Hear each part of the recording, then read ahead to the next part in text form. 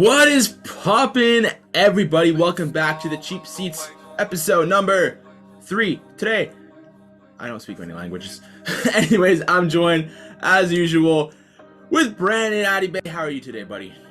I'm doing mediocre after our last performance. But we'll get to it. Just wait. Before we get to the last performance, Ottawa have played 2 games since the last episode. They played at home versus Cavalry and away against Halifax. Brandon, we hyped up that Cavalry match. Tell us what happened in it. If you guys were at TD Place, you would know this game had the best atmosphere out of any single Atletico Ottawa game in our history. So right from the jump, Becky scored a brilliant goal and got the crowds into it. We were up 1-0, and then we just kept putting on the pressure straight from the off. The crowd was absolutely bumping through 90 minutes. You had kids even starting chants in Section W. It was amazing. The boys won 3-1, which is a bit off both of our score predictions. But we both said 2-0. It was 3-1. The same increments. So you got to give it to the boys. I mean, it doesn't count, but I mean, we were right. You know, we call it a win. You know how it is on the cheap seats. We call the doves and the L's. Speaking of the L's, Ottawa played Halifax. And the first half, we were rolling. We had that momentum from the Cavalry game. Rolling. Stoppage time. Our boy Neufville gives up another penalty. That is Ottawa's 11th penalty of the season, by the way. But who's counting? I am. Halifax scores. They're leading 1-0 at halftime. And listen, after 11 penalties, you kind of get used to it, unfortunately. And I expected this team to come out of the second half guns a-blazing, getting momentum back, and trying to score a goal. Nope, we were flat. And then guess who scored another goal? Mannella. That little, My problem with this team is I don't know what's going on. You are down 1-0. You had a win just a couple days before.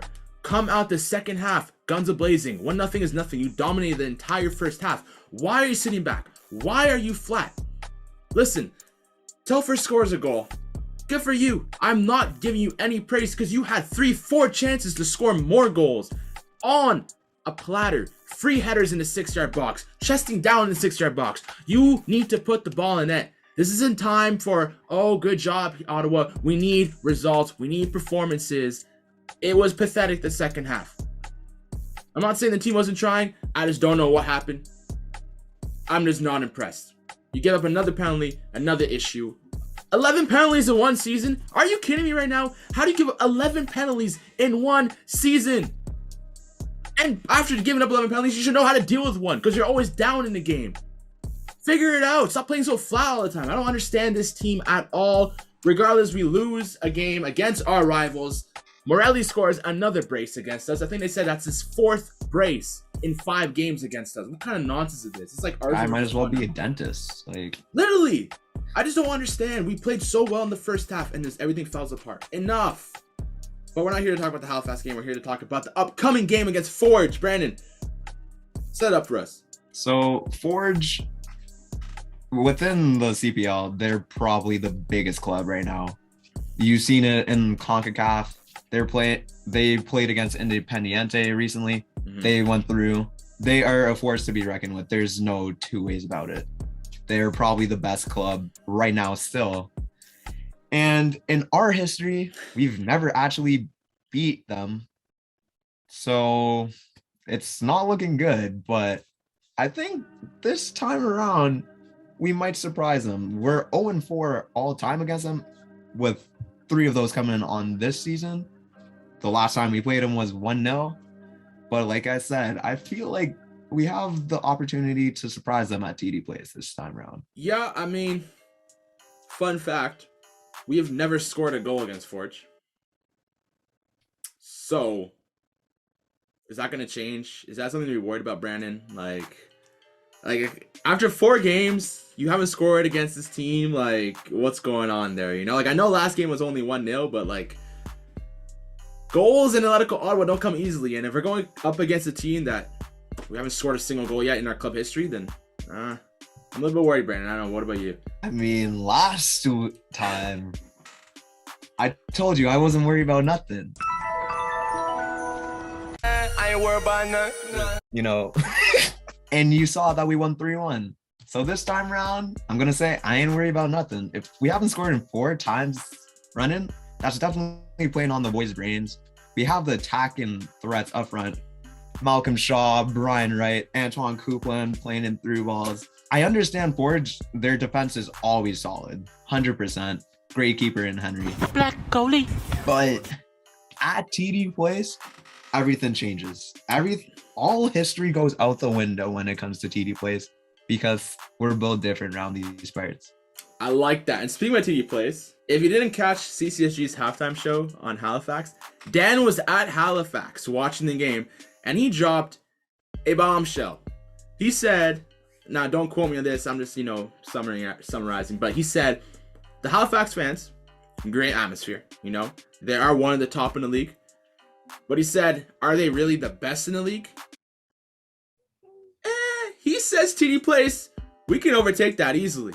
So, I don't know. Just keep pushing it, Every game at home. That Calgary game, I think you said was the best atmosphere all season, right? Let's continue it against Forge. And anything can happen. Like you said, throw the history out. Because at TD Place, shenanigans happen all the time. But now it's time to move into our special segments of the week. Starting off with who's in, who's out. Brandon, take us away. So who's in and who's out this week? There's always guys coming into the squad, out of the squad, dropping with injuries, suspensions.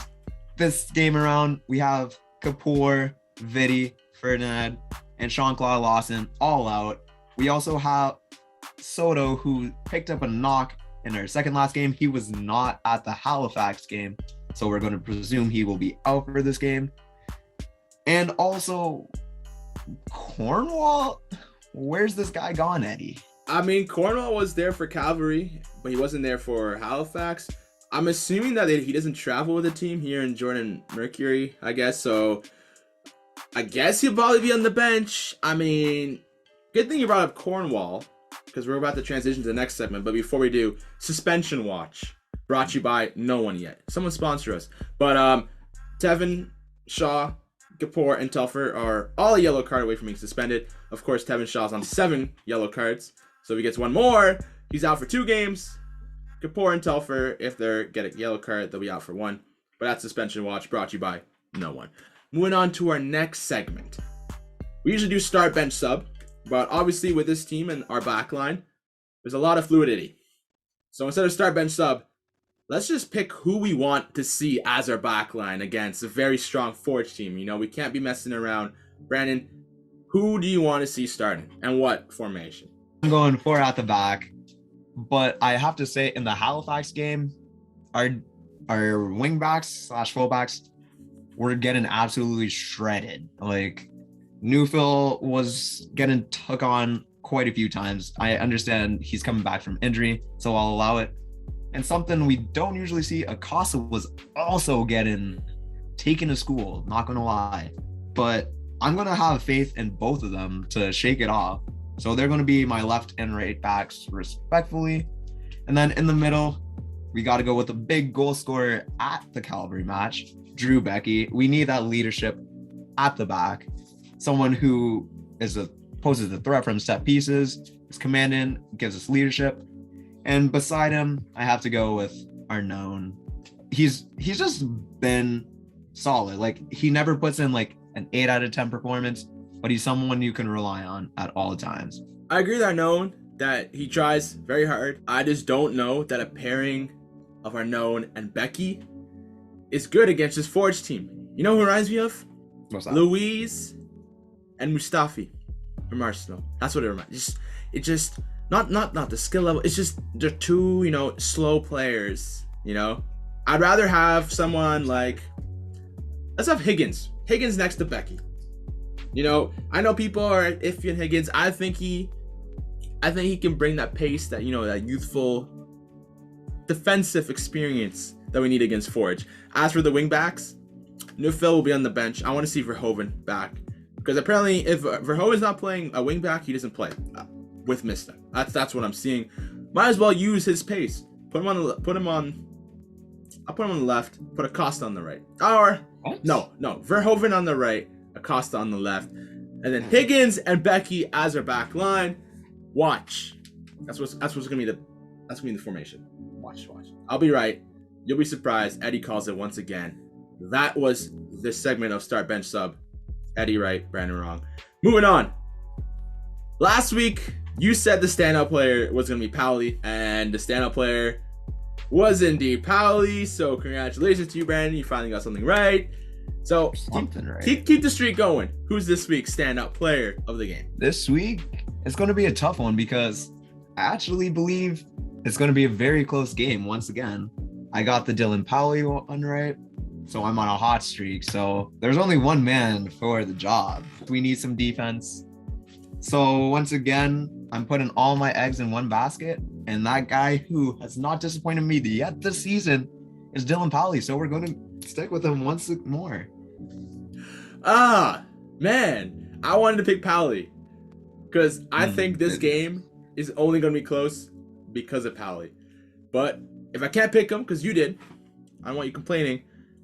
I'm going to one-up you and pick the captain, Drew Becky. He's going to put in a standout shift. What? Vice captain. Is he wearing the armband or no? Is he wearing the armband on game days? Is he wearing the armbands on game day? Mista did not give him the captaincy. Does he wear the armband? He only wears it when Kapoor's out. So did he wear the arm? Is Kapoor playing? Do we know to say he's probably out? I don't know, Eddie. Is he our captain? Does it right say now on Google that he's our captain? Okay, doesn't matter. During the game he is. Regardless, he's going to be the standout player. Him, but he's not. He's going to put in the shit. He's it doesn't matter, bro. What is We're here advantage? to give bro, the correct information. Dog. They come here for the right information. The right information. Yeah. Okay, who's wearing the captain's armband during the game? Oh, it's Drew Becky. Maybe because he's the captain that game. He's not our captain, though. He will be the standout player of the week. We're going to go on a break because I need to knock this kid out. We'll see you back. You wish. All right. We're back. We have our cool heads. We're still fired up at the Halifax game, so we do apologize, but it's time for score predictions. We suck at this. We're 0-2. Like, we're not even close. I mean, to be fair, the first episode, I said 2-1 Ottawa, but it was 2-1 Halifax, so I guess it's kind of close. And then we were... Not even. It was the same score line, it's just the wrong team I chose.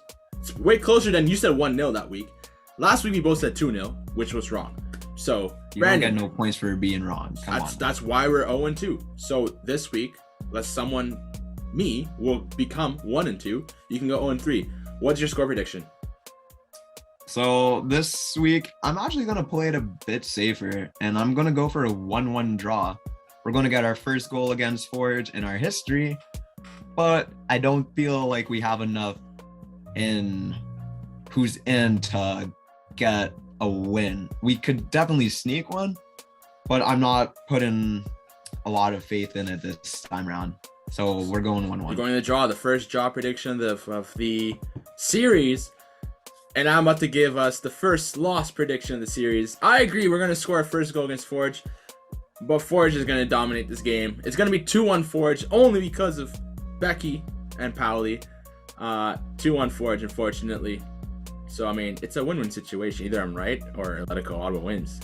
We're not going to talk about the other option of Forge blowing out Ottawa, but that's not. Imagine putting Pauli as your standout performer and then saying we're going to concede 2 goals. Where's the logic, Eddie? Shots. Okay, he saves like 13 shots, but lets 2 goals in. What, you're saying that's not a standout performance? Would he rather be 2-1 or 6-1? Exactly. I know that Dylan Pauli would never allow 6 goals. I can tell you that much for free. Exactly, because he's that good. Dylan Pauli, he's my guy. He's going to save this team from getting blown out. That's my prediction. Blown out. I have more faith in this squad that they're going to keep it tight. So I'm sticking with my prediction. 1-1. I say it's 2-1 Forge. It's a win-win situation. But speaking of Pauli, we have a new chant alert. I've been in the studio cooking it up, you know, and I stole this from, I think her name's Belinda Carlisle's "Heaven's a Place on Earth," whatever, and it goes something like this: "Oh, what lady, do you know what he's worth? Dylan Pauli is the best on earth, saving shots whenever he can. Dylan Pauli is our number 1 man. Coming to Section W this Sunday." Put your ear out for it and sing along when you hear it, because Dylan Pauli's gonna make a bunch of saves.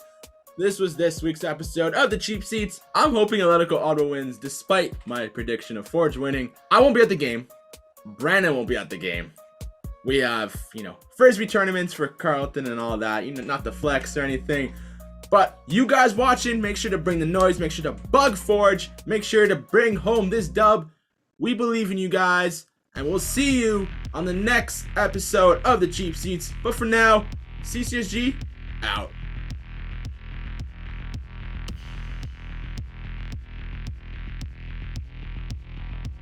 It's been a long season for the players. It's been a long season for us. Please forgive.